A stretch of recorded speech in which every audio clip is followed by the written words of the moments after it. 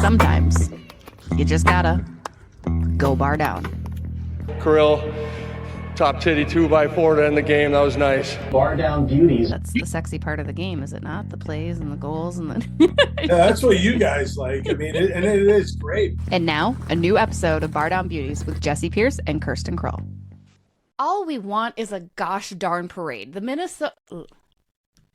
All we want is a gosh darn parade. The sentiment doesn't get any more Minnesotan than that. SotaStick knows Minnesota and Minnesota sports. Grab the parade tee, even available with the adult word for darn, and support our state's need for a championship parade. Available now for a limited time only. Also exclusively available through SotaStick is a Brock Faber and Marc-Andre Fleury designed hats. I am rocking the Brock Faber one as we speak. If you are watching it, looks great, feels great, and supports a greater cause, with all proceeds going to the Minnesota Wild Foundation, which helps grow the game of hockey here in the state of hockey. Get yours while they last. And as always, smash code Bardown Beauties at checkout for 15% off all purchases at sotastick.com.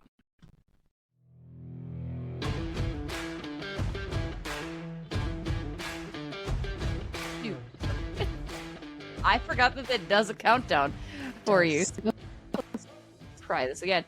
Hello, everybody. What's up? We're back. Bardown Beauties, episode 275, in the midst of the first round of the Stanley Cup playoffs. Your Minnesota Wild making their way in, facing the Vegas Golden Knights. We're one game under our belt because, as always, we're recording this on a Monday. I'm Jesse Pierce, writer for NHL.com. She's Kirsten Kroll, in arena host, MC. Kirsten, how are we doing now that we're one game in? Actually survived the late night puck drop, which ended up being closer to 9:30 than 9. The next one that we will all watch tonight when you're listening to this, a little bit later than that. But how are we feeling this morning? I mean, I'm tired, but I've been tired. I live in a perpetual state of exhaustion. So that's kind of where we're at. A perpetually exhausted owl, I feel, is like what my friends and I call each other. Like, that's just what we are. I mean, it makes sense. It does. Let's not to harp too much because we are looking ahead to game 2. It's a 7-game ideally series, right? Best of 7, if you will. Let's recap game 1 a little bit. Minnesota falling 4-2. That fourth goal coming on an empty net. Brutal for anybody that bet the under of 5.5 goals too, for 1/10 of a second to make it 6 total goals in general. All in all, first big synopsis for you, Kirsten. I don't think the Minnesota Wild played poorly at all. I liked the majority of that game. I thought we saw a near complete game. There were obviously lapses. The second period, I thought there was kind of a lot of downtime, face-offs, all that. We'll get into the nitty-gritty. But overall, the umbrella, I came away fairly pleased with how Minnesota showed up in game 1. I did as well. And I kind of also... the Minnesota Wild have been very hard to read because we saw how they started the year. We saw what this team that we still have intact right now, we see what them as a healthy squad are fully capable of, but we also saw how they ended the regular season just performing under what we know they're capable of. But all that to be said, I truly feel people have Minnesota as a bigger underdog than they should in this series. A lot of people just expecting this to be essentially a first round bye. I saw from like a little Facebook post from like a Vegas fan yesterday. First round bye for the Vegas Golden Knights essentially. But I think in last night's game, we saw that's not the case. Like Minnesota very much showing that they're putting up a fight, although there was some low points in the game. Overall, a lot of positives, I think, to take away. But I don't know. I think this series, I could potentially see it going 6 or 7 games. That's what I would expect to see. Right. And that's kind of, I think, what we expected. We had predicted last week, too, if this was indeed the matchup where it looked like it would be, that it could go 7 because Vegas is a very good team. They're very consistent. Jack Eichel is on another level entirely. But Minnesota matched them in that first period in particular. They matched the pace. They matched the north to south hockey. The only area they didn't match is the faceoffs, which again we'll get into. That's my biggest problem, you guys, heading into the series. It's our biggest problem with the Minnesota Wild for a while now. But because Vegas is so good at the dot and because Minnesota is so poor, you saw the repercussions of that. You saw that in the go-ahead goal for Vegas on the power play 5 seconds in. You lose that faceoff. Gus loses track of it, as he had said, I didn't even think he was going to make that pass, and boom, boom, bang, it's in the back of the net. But in general, again, I think Minnesota kept pace with them. An interesting stat that I found from Sinbin.Vegas, who covers obviously the Vegas Golden Knights.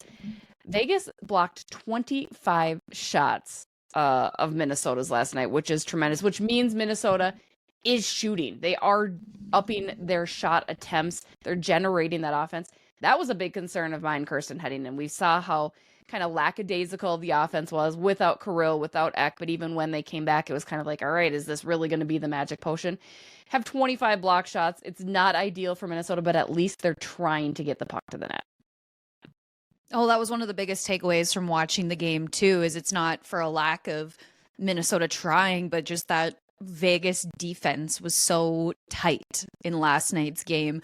And I believe, too, correct me if I'm wrong, we saw some really good passes and setups from Kirill Kaprizov, but I believe he was held to one shot on net through the entire game one last night. So Vegas just absolutely dominating in their defensive end. So I think that's going to be one of the biggest keys heading into game two for Minnesota, is how can they break through that and capitalize on opportunities that they've had. Chef's kiss, that laser feed from Kaprizov to Boldy. Matt Boldy, really good game finding the back of the net. Boldy's finally gotten back to that physical presence again, too, right? That getting on the inside, that grittiness, in addition to the skill set. But God, that vision from Kirill to just know Bolds was cutting in right there. Incredible. And that, you're right, Kirsten. Them limiting Kaprizov, obviously, they know he's the best player. That's going to happen. And you saw a point in time, I believe, where Marco Rossi went up. So you're trying to get that secondary scoring. Another player who I think had a really, really good game, Matt Zuccarello. Shout out to Matt Zuccarello at 35, just blowing past 3 defensemen and doing the damn thing. I thought he put together a really nice game. Didn't necessarily find the score sheet like he would like to, but I'm okay with that. And it's funny because we're again seeing Matt Zuccarello, Kirill Kaprizov on separate lines, but I think you have to keep it that way so you can try to get some of those other lines going, trying to get scoring separated. Otherwise, yeah, if you shut down that top line, if it does indeed stay Kaprizov, Ek, Boldy, then it's not going to be any good for Minnesota. No, and I would agree with that. I would agree. I was going to say something else, and then I felt like you had something there, so I was just, lackadaisy out the window for a second there. It's all right. It happens. We're all a little delirious. Speaking of scoring then, too, again, we talked about Matt Boldy looking good, Kirill doing the damn thing, Ecker being Ecker. He was great at the faceoff dot, the one strong suit. Wasn't it 20 for 30 for him last night in the dot? Yep. Let's not get into what everyone else did, though. God, it's just so bad. I just hate it. That being said, the bottom 2 line, that 4th line again, I can't do it. I don't want to see them on the ice at all. And they unfortunately got some mismatches too. I believe that 3rd goal that Vegas scored was just a complete mismatch for Minnesota. That 4th line does literally nothing for me.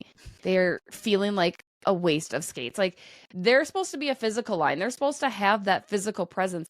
I don't see that. Like, I don't know what you do. I mean, honest to gosh, would rather see them roll with 3 lines. Yeah.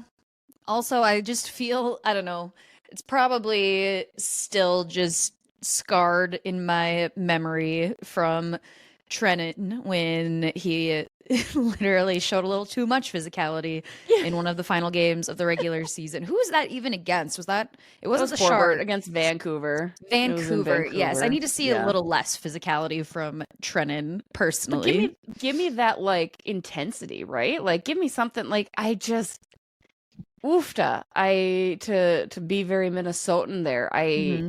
There's nothing. They do absolutely nothing for me. I am curious to see if Vinny Hinostroza works his way back into the lineup at all too. Because again, those are the big bodies. That was Brazo's big thing. We've got a big body out there. Oh, that's Yakov Trenin. We got a big body out there. It doesn't matter if they don't do a damn thing. Yeah, I still don't understand why we have Brazo on our team. I don't understand that move. I don't understand it. It's so frustrating for me to watch. In fact, let me pull up their stats last night. Also, speaking of the 4th line, I have another gripe. Go. How do you pronounce Yakov Trenin's name? Because I have been told from PR it's Trenin, But from every broadcaster, LaPanta, Joe O'Donnell, national broadcast on ESPN, PA announcer at Wild Games, they all say Trenyan, but PR says Trennan. How do you pronounce his name? I've told you, that's why I've continued to say Trennan, because that's what I thought. But you're right. Our friend Joe O'Donnell says Trenyan. Anthony LaPanta said he told us it was Trenyan. So he told broadcasters one thing. And then John Hines calls him some little word in between, like Trenyanian, or like, I'm just kidding, but I think it's Trenyan. He calls him national Trenny. Broadcast calling him that, PA announcer calling him that, every single Wild broadcaster except for Bar calling him Trenyan. So I'm gonna just say it's Trenyan. It is not Trennan. It is Trenyan. The good news is you don't have to worry about how to pronounce his name because it's not relevant. He's not relevant to anything. Like, we're not going to find a reason to talk about him unless it's about how bad he is. Fair. It just drives me insane that we are not on the same page about this. Like, no one is on the same page about how to pronounce his name. Let's take a look at this. 12 shifts for our dear fourth line. 10 minutes and 45-second total ice time for Trenyan. Brazo less than 10 minutes at 8:56. Did they do anything? We got a shot on goal from Trenyan. Literally nothing. You got, okay. All right. Now I might have to just backpedal a little bit. Why? 8 hits. 8 hits from Trennan. Yakov. 8 hits. Brazo with 4. 8 is a good number. I'm actually quite surprised by this. Maybe I was blinded by my own disdain. I don't recall any of those hits being anything. I mean, they must have. Sometimes hits could be. Marcus Foligno, shout out to him, 11 hits last night. But even I would Matt expect Boldy, that from Moose, though. Matt Boldy, 6. That surprises me a little bit more. Right? Like, again, that physicalness. Like you said, he's refound his physicality. I'm loving that. Okay, and actually, yeah, looking at Trennan's stats, they're not so bad. There's a takeaway even and a block shot. Shout out Trennan. You're blinded by your disdain for him. Apparently. All right. I will try my darndest on Tuesday to look beyond that and be like, that's okay. The good news is, again, they weren't out there that much. Gus Nyquist was probably the worst. He's been having a really tough go, which I find so disappointing because I was so excited when Minnesota picked him up. They call him the Ghost Nyquist. He had one shot and 2 hits in that. He is not, when was it? 2022, 2023? I think it's 22. Yeah. He is not 2022 Gus Nyquist. No, he's 2 years older. I think he has another kid in there too. And actually, as much as I was critical on the face-off, the stats are telling me otherwise. So maybe I need to recoup and rewatch the game. Minnesota actually 60% of the face-offs won last night. 20 shots on goal, 54 hits from your Minnesota Wild, according to the game stats, which really? Yeah. That's insane. But also, I think the moment from the game that's like burned in my mind that I was so impressed by, granted, it's what you need to do in the playoffs. You need to put your body on the line, do things you wouldn't normally do in the regular season. And what I mean by that, Marcus Johansson, that nasty shot he blocked that he was down on the ice for a little bit of extra time, had to be helped over the boards to get back on the bench by his teammates. I love to see that in playoff hockey. And you know what? I love to see that from Marcus Johansson, especially. You know what? We gotta give our flowers to Marcus Johansson, who, again, was reminded that it's a contract year and that it's almost done. And so he has had a really, really nice couple games. I have been saying this for 2 years about Marcus Johansson. But you know, where was this in like January when we could have used it, right? Well, was that the time of year when he got injured? He's always hurt. He is always hurt. He's soft. He's just a little soft. Not when it's contract looming. I mean, we saw that last night. I guess so. You know, let's go back to the blue line then too. Zeev Buium, the big storyline, obviously, last night makes his NHL debut. A lot of pressure to put on a kid. It's the first time in franchise history that a rookie makes his NHL debut in the playoffs. I thought he had a nice game. I think there were obviously times where it showed that it's the NHL now, and this is a huge step up, right? But they gave him all the opportunities to put him out there in the 6-on-5 situation of power plays, right? I mean, to quarterback that, I think he did well. Obviously, you look at him trying to find Matt Boldy in that one situation who was not open at all. There was some moments of panic. I don't know if I love having him with Zach Bogosian for that reason. Like, I really would have loved to see him with Jared Spurgeon, somebody who's so responsible at home, especially if you want Zeev to be a part of that play. Now, Zach Bogosian is too, and Zach Bogosian has the size to offset. I mean, Zeev's bigger. He's probably about the same size as Spurge, wouldn't you say? Yeah, Close. he's a smaller player. He's young, right? So he hasn't really built that muscle up necessarily either, and isn't used to the heaviness that's going to be thrown around in the series. But I would love to see that switch. I don't know that it will, Kirsten, but I think it would behoove Zeev and the team to move those pairings around. Also, correct me if I'm wrong. This either resulted in a goal last night or a bad breakaway. I forget which of the two, but it was Buium and Bogosian on the ice. Minnesota caught in the midst of a change, and it was Bogosian going to the bench, Zeev booking it down to the other end of the ice, and I think it resulted in a goal. Am I right? I'm pretty sure. Like, I think that was bad. The Brett Howden one. Yeah, like so that alone is burned in my recent memory where I'm like, let's change up the D pairings a little bit. Help the rookie out. And I don't know necessarily that the answer is putting, like, obviously a Declan Chisholm in, or No.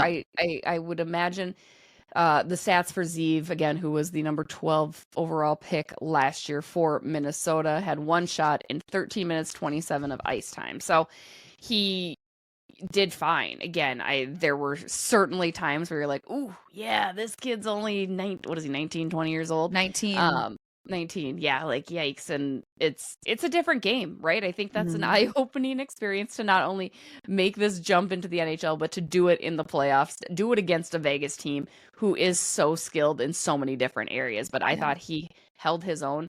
Again, I just would like to see a different matchup. I personally would love to go back to, like, Faber and Middleton again. I don't love Faber and Brodin, but I don't necessarily want to bog Brodin down with Bogosian or Mary. I don't know what the real answer is. I just would like to have Zeev get a better opportunity when he can shake loose from Bogo. I would too. And even talking about Zeev just a little bit more, even like on my personal Instagram, I was doing a little Q&A last night. The overwhelming amount of questions was people asking about Zeev Buium, what we think we could expect from him in retrospect in his debut NHL game. And I just kept saying, level your expectations. And we have talked about this a lot. Like, he and Brock Faber, two very different players. Also, Brock came in a little bit of a different situation when he made his NHL debut.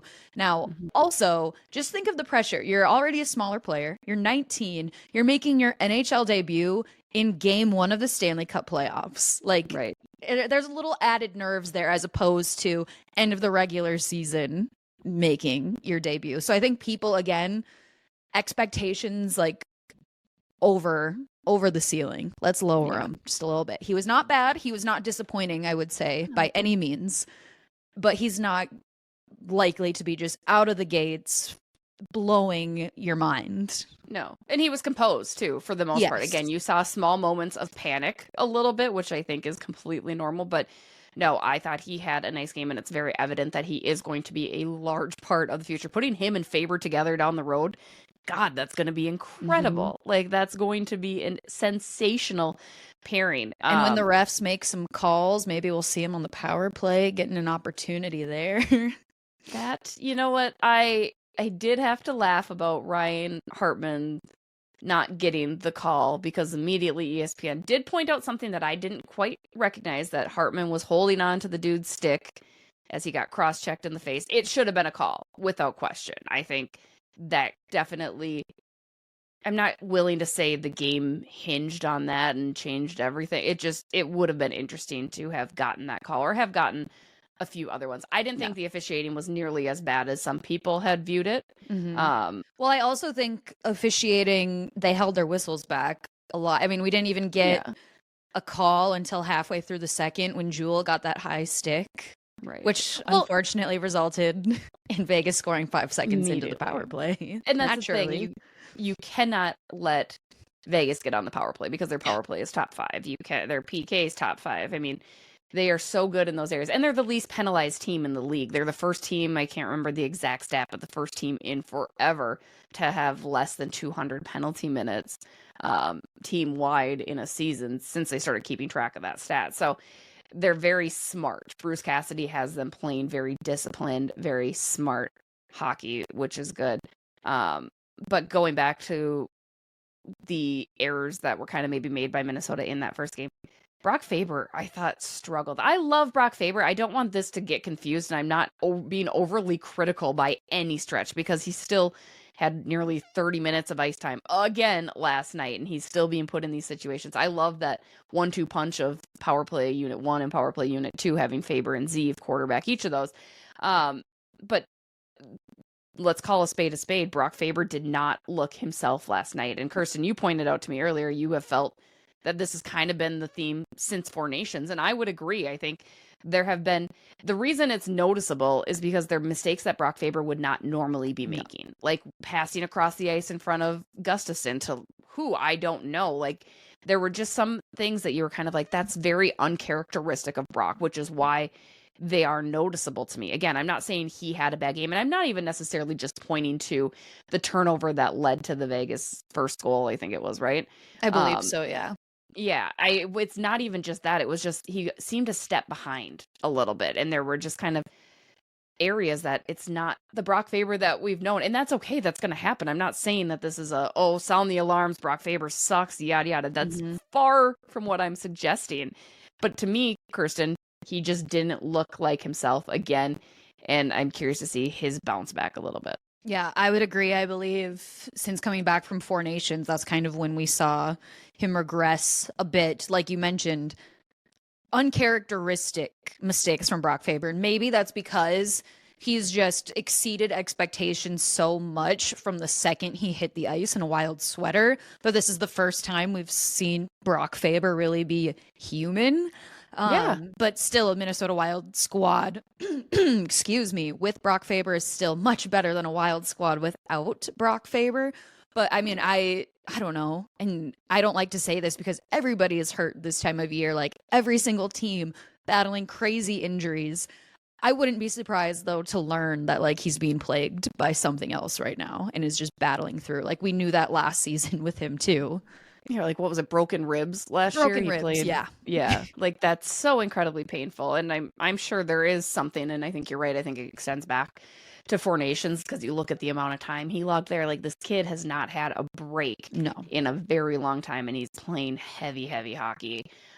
So that's also comes with the territory. You get the privilege of being one of these elite superstars. That means you get the privilege of being criticized, and I don't think Brock would take any heed to that by any stretch of the imagination. It was just little things that I noticed that I wanted to be slightly critical of.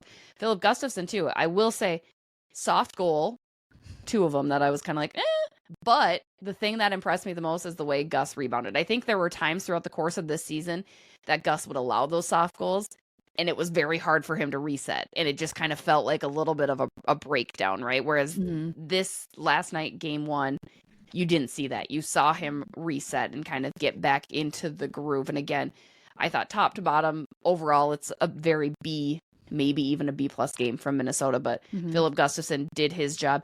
People kept saying, Kirsten, that there was the duel of Adin Hill and Philip Gustafsson, and Adin Hill won. I don't think that's the case. I think the Vegas defense won, and Adin Hill was the recipient of that. Because I still don't think Adin Hill in a goaltending duel is going to come out on top for Vegas.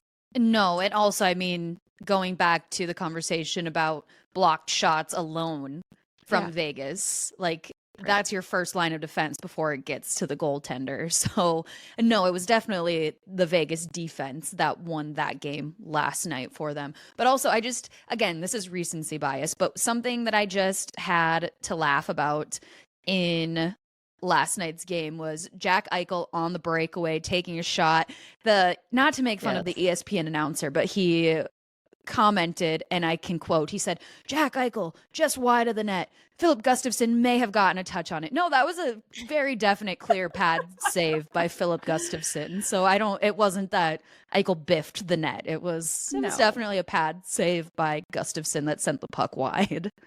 And to be fair, keeping Eichel from scoring last night is huge. So shout out to Minnesota, because that was going to be the thing. Now they let Thomas Hertl get in there, who I've warned everybody that's kind of my second. Like, you got to keep an eye on him. And Mark Stone obviously playing with Eichel there. But I think, again, the matchup, it's close. We talked about this last week, Kirsten. I feel on paper, Vegas and Minnesota are fairly even. Like, there are certain areas where I think Vegas has the advantage, but Minnesota has the advantage in the goaltending department. And I think in the resiliency, right? I think as much as John Hines wanted to tell us, no, we're not using the end of the season and how we played and how we came back as the momentum, it's definitely given them that confidence, right? And you saw that again with Matt Boldy bringing it within one with, 2 minutes left to play or whatever it was toward the end of that third period. So I think it's going to be a really fun series. I'm very excited. That being said, Kirsten, what do you think are some of the keys heading into game 2? First of all, let's get the biggest question out of the way. How the hell do we stay awake for that? Because I will say last night I was exhausted, and that game ended just shy of midnight and started an hour earlier than our lovely game 2 will in Vegas. Lots of caffeine and eating some very energizing, nutritious meals is probably what I would say, but mainly just a lot of energy drinks on tap, because also I don't think coffee is going to do it. You need some. So I can have a Celsius? Yeah, but I'm just going to continue to remind you every time that you drink one that they are bad for you. They are very bad for you. Those, I told you, I've had to, like, it makes sense ever since you've kind of put that in my head. I'm also like, my anxiety skyrockets, and I'm on a heavy dose of anxiety medication, but when I have a Celsius, and I usually do it not very smartly, because I'll do it kind of on an empty stomach, which isn't going to help my anxiety at all, but I can feel it. I'm like shaky. I'm like, this isn't fun. Like, this isn't good, but I'm like kind of awake because I'm too scared to like do anything else and whatever. Yeah. Obviously, this podcast is not sponsored by Celsius. It's not, but if they want to, shout out, we're taking applications. But no, if you have any other tips to stay awake, please let me know, because these next 2 days are going to be rough for your girl. I work full-time tomorrow and Wednesday in office, and then right after work I get a couple-hour break, then gotta head to Treasure Island, host the watch party at Treasure Island, be back in the office by 8:30 the next day. But thankfully I have Wednesday night off, so I can just sleep. But so man, it's going to be a doozy. I would recommend naps if you can get them in. That's great. That's going to be wonderful. I recommend not having kids too if you want to have any chance of surviving this. If you have kids, well, we're good there. But I do have a dog who is great, but I'm like, it's true. He adds other stressors to my life. Nice. But no, that being said, again, how are you feeling? I feel fairly good. How do you feel heading into game 2 for Minnesota? And are there any areas that you're like, yep, this needs to be it, and then this needs to change, and Minnesota could be victorious on Tuesday? Honestly, I'm feeling very good. I say continue to play the way that you did in game 1. I really was impressed by the discipline Minnesota had, especially staying out of the box for the most part. I would say just the biggest area to tighten up is one, defensively. Overall, fairly pleased with the defensive game from Minnesota, but still, you can always just tighten up your defense even a little bit more, especially seeing us paired up against Vegas's defense. And then the other thing I would say that's key is breaking through Vegas's defense. I think that's going to be huge. It wasn't for a lack of trying to generate offense. It was just anything we did, Vegas was right there on top of us. So finding a way to crack that code is going to be probably the biggest difference in this series. I mean, there wasn't much ice out there for either team, which again was something that I expected, and I think that needs to remain consistent. I think there's not a whole lot that I would change from game 1, right? Suffice to say, yes, Vegas came out, but it wasn't, like you said, Kirsten, for a lack of effort from Minnesota at all. I mean, I think Boldy and Kaprizov are really clicking. I think Minnesota did a nice job trying to get to the inside of those big defensemen who we have mentioned are going to be, that's going to be the biggest challenge. Once you get inside, I don't think it's a problem to score on Adin Hill. I don't feel like that's the issue. I would maybe try to figure out a way to get that third line going a little bit more and try to get that fourth line going, which apparently they did according to... I don't believe that. I don't believe he had 8 hits. I don't believe it. You're blinded by your disdain for him, I'm telling you. It doesn't make sense. I don't remember anything. There was nothing. I don't remember it. Whatever. But no, I wouldn't. I would try to get even the second line going a little bit more, right? Maybe there's some tweaks that you can make, but I think ultimately John Hines, from the coaching perspective, did a nice job double shifting the guys at the end, knowing that this is where they're at. And Philip Gustafson too. And again, at the blue line as well. So keep it going. Could be a really good series. Like Kirsten mentioned, don't forget to check out the watch party at TI. What time does it start tomorrow or tonight when people are listening? 9 p.m. 9 p.m. Nothing like starting your day at 9 p.m. for some people, right? Like, I know. It'll be a lot of fun. I'm very excited, very fortunate to get this opportunity. But oh man, just this. Anytime we make the playoffs, and especially when we play Vegas, we know already as soon as that matchup before the schedule even comes out, we just know it's going to be some late nights. That's all right. We got Game 3 in St. Paul Thursday at 8 p.m., which isn't bad. I'm not going to get mad. And I'm loving a 3 o'clock puck drop on Saturday because that means plenty of post-game fun time if we want to have it. Absolutely. Right? Very much looking forward to that. Stay tuned. We'll have more information about kind of our plans once the playoffs return back to St. Paul. But first, Kirsten, let's get to some cues with the Beauts. I will kick it off. This one coming to us from Jason Mashka. He wants to know, what is your pregame ritual when the Wild are on the road? Do you have any pregame rituals, Kirsten? Pregame ritual? Honestly, no. I really don't have like a pregame ritual, I would say. I would say probably the thing in hindsight that I do very consistently is I eat a very big full meal, probably home cooked. Smart. And then depending what time of day it is, like if it's 7 p.m., I'm probably drinking a glass of wine. Otherwise, if it's like 10 p.m., I'm either having a cup of tea or an energy drink. So I don't know. I don't know. It's very chill vibes around here. I don't really do anything crazy. How about you?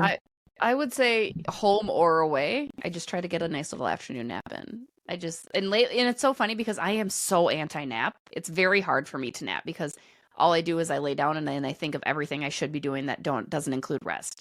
But I've really been working very hard to give myself some grace and be like, nope, we need to get a nap, even if it's like a 20-minute nap. And that's all I want. I never want like a very long one.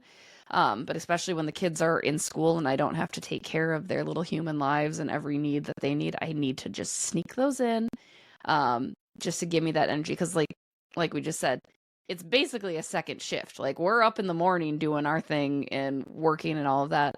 I need that little break when I can get it before I get ready for that second shift, especially when these games are night. So that's the big one. I try to eat. Probably not health. Sometimes I don't eat nearly as healthy as I should on a game day. But does anybody really eat that healthy on a game day though? No, especially Taco Bell post game. I mean, I know you got to do it though. Problem. I forget to eat sometimes because I get so caught up in like the chaos of the day that I'm just like, oh my gosh, I haven't eaten anything. So that's why sometimes we get a pregame T-bill because I'm like, I need to grab something and put something in my system. And sometimes and also at midnight when it's the only place that's open and you're starving because you ate dinner at 5 p.m. Yeah, and everything's thrown off. You just it's a cruel world out there. It is a tough life. It is. Life, but it's my turn to ask the next question. Yes, it is. So I'm going to take the reins on this one. Oh boy. This one I saw and I was like, I'm going to address this very quick because also it's very relevant. Do you guys like WWE at all? So in the spirit right now as well of WrestleMania currently happening, and our new men's heavyweight champion, Jey Uso, Yeet. I'm still very new to wrestling, so look at how excited you are, though. The enthusiasm. Wow. Okay. I'm becoming a fan. I think I need to pay attention to the storylines to really grasp everything. But I went to Monday Night Raw for the first time. What was this now? 2-3 weeks ago now? It's recent, right? It was. Yeah. It was like 2 or 3 weeks ago. Oh my gosh, it was so much fun. Like it was so cool. And I have the biggest crush now on Seth Rollins as well. So I would say I'm becoming a fan. So there you go. Yeah. When I was a kid, it was funny. My mom would work late on Thursday nights, and so Thursday nights we'd watch wrestling with my dad, and Stone Cold, The Rock, all of those guys. So I was kind of into it then. Like that was kind of fun. Like I thought Stone Cold was hilarious, just crushing beers and like doing the damn thing. You know, The Rock was The Rock. I haven't gotten into it since. I've watched like all of like the Vince McMahon documentaries and like all of that, and I just can't. You'd think I would, because I'm a sucker for like cheesy storyline situations, and I just, for whatever reason, haven't quite gotten back into. But I think what makes it's not even just the characters that are out there, but the fans are so into it. So I think, yeah, going to an event would completely change my opinion, right? Like, I think if I went to a Raw or whatever and just was like immersed in that atmosphere, it would be kind of cool. So different than anything I've ever done, but I had a really good time. It was so cool. Plus, I love Jackie Redmond. Big fan of her. I also love John Cena. I have an ornament of him on my Christmas tree. So yeah, I would say I'm getting into it. I'm getting acclimated into the Miz. I know him only because I love Road Rules and Real World, and that was him back in my day, like watching the Miz dominate on those shows. So it's so funny to me that he's moved on into this new realm of wrestling life. And yeah, I guess wasn't there like a Minnesota kid that was wrestling in WrestleMania yesterday, I think? I am not that well versed yet to answer that. And are WWE and like WWF different? These are all questions. I'm turning the think they're different, at least different levels. I don't know. I'm admittedly like 2 weeks into this world, so I'm learning a lot. Yeah, but I would consider you a fan. See, you surprised me. You got that, and you got NASCAR. You're kind of a whole new person. Well, I grew up with NASCAR. My family is very much NASCAR. Yeah, love that. Yeah, love that. A couple more cues with the Buttes. From O-Train, if you could change a rule in the NHL, what would it be? Let the goalies fight. Yeah. Let goalies fight. No, I wouldn't do that. There was another one that I always think about, but I always forget. And I would love to, I don't have a solution, but I would love for us to find a way to change the way we rule icing. I'm not a fan of icings. I think they've been figuring that. Like, they've been trying new things. The one thing that I found very interesting, now, of course, we could always say get rid of the shootout, keep it overtime, blah, blah, blah, whatever. That's not going to happen. And I'm okay with that. I'm fine with it because it's eliminated in the playoffs. That's where it matters, whatever. I did find it interesting. I believe it was The Athletic did their like player polls, right? Where they asked the players anonymously like different things. And I feel like it was something like 60% want to do the PWHL's jailbreak for the penalty kill, where how does it go? If a shorthanded goal is scored, your player is released, right? From the penalty? Yeah, if you are on the penalty kill and you score shorthanded, penalty is over. Yeah. I mean, I think that's such a fun rule, such a fun spin on it. And I love that if the NHL guys are into it, like let's add that in. That's kind of cool. Yeah. And it's different from like it's a different one. I would agree with that. And also I think it's kind of like a nice little reward incentive as well too. Like, yeah, you score shorthanded, you kind of do deserve for the power play to be done. Yeah. Exactly. Like, hey, we did the thing that we were supposed to do. Yeah. I think we got time for maybe one or two more. Kirsten, did you find one more? Yes. Ooh, I'm trying to find. Well, we already answered how you stay awake. Pre-game ritual. We talked about that too. It's been so long. Do we remember what a playoff series win feels like? No, I don't. It was before I even covered the team, right? Their last one. I didn't even cover. I've only covered losses. It even feels like it's been so long since they were last in the playoffs. And it wasn't that long. It's only been a year in between. But that seems like such a distant memory when they lost to Dallas. Like, and it was a whole new team too, right? Like it was a completely different comprised team in a lot of sense. Also, really quick pivot. Dallas without Jason Robertson week to week. That's going to be detrimental for them as they play Colorado. But that is just a very quick pivot. I just really wanted to address quick. I bet you did. I think first round bounce for Dallas. Yeah, I think Colorado's going to kind of take it to them. Like I was watching a little bit of their game one. Colorado's obviously up in that series. I can give you guys a rundown. First of all of them, Winnipeg has a 1-0 lead on St. Louis. That series is super fun. That first game was tremendous. And I know we give them a hard time, but the whiteout looks so sick in Winnipeg. Like, My that favorite thing about the whiteout was the Flyers fan there in their Flyers jersey, bright orange, ruining the whiteout. So that was my favorite part about the whiteout. It looked so good, though. But that's going to be a really fun series, I think. That's going to be really good.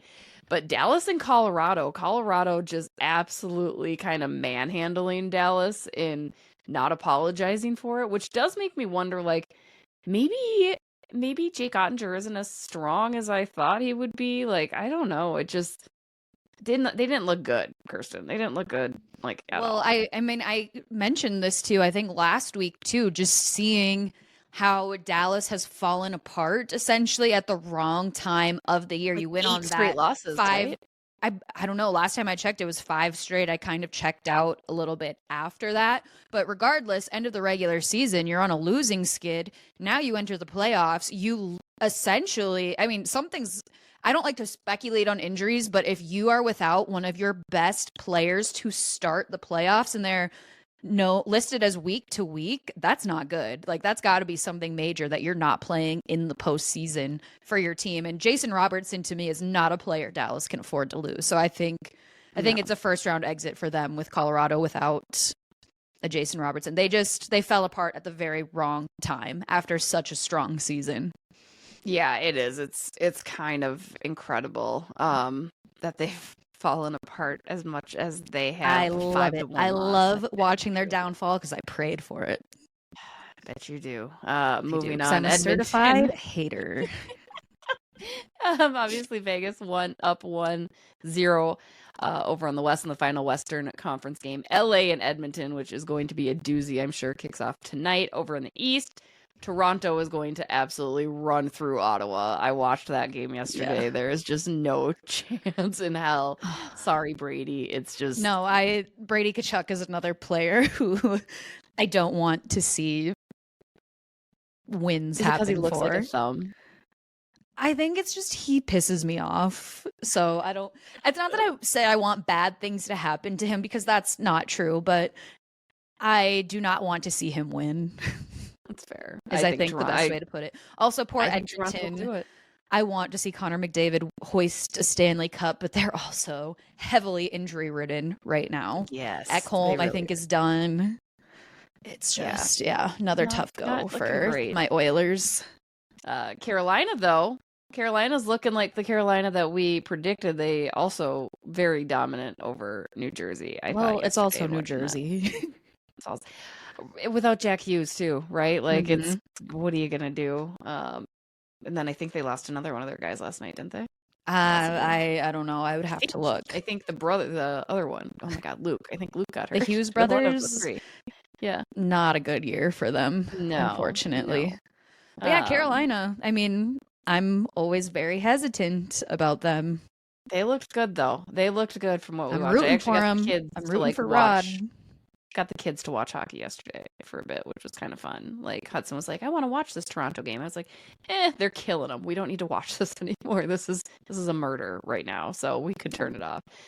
You got Tampa and Florida, the Battle of Florida happening tonight, and Washington and Montreal also needing to kick things off.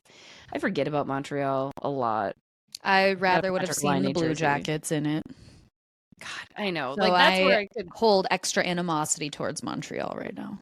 I could completely get behind a play-in for situations like that. Even Calgary, right? Like, Calgary and Columbus were so close, and they finished it out in the streak.